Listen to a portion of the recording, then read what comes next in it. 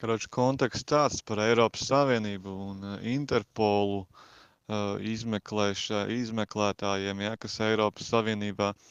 Ja, piemēram, ja Vemijas House, ja Abigail Kūra ir no Vemijas House, kas jau ir apcietināts, federālais FBI, FIB, federālais izmeklēšanas birojs, ir arestējis jau Vemijas House visus tos bērnus, ja, kas tur ir tajā, inkubatoros, jau tur pēc mazliet audzināti un tā.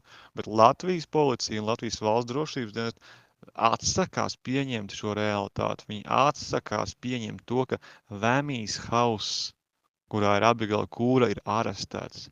Jo tāpēc, kad Latvijas armija, Latvijas policija, Latvijas valsts drošības dienas darbinieki ir pedofīli. Latvijas valsts drošības dienas darbinieki ir pedofīli, valsts policijas, armijas, militārās policijas darbinieki ir pedofīli.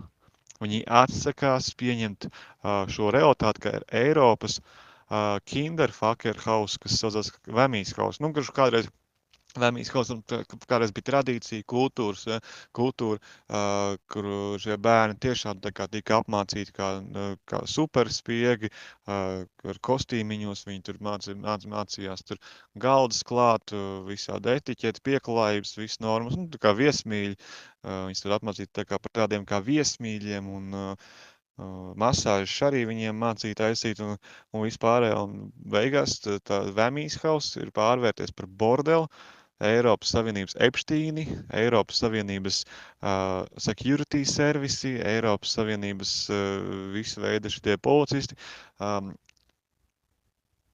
atsakās pieņemt realitāti, ka Vemijas House ir cancelled. Vemijas House ir nokancelots un visi tie bērni ir arestēti.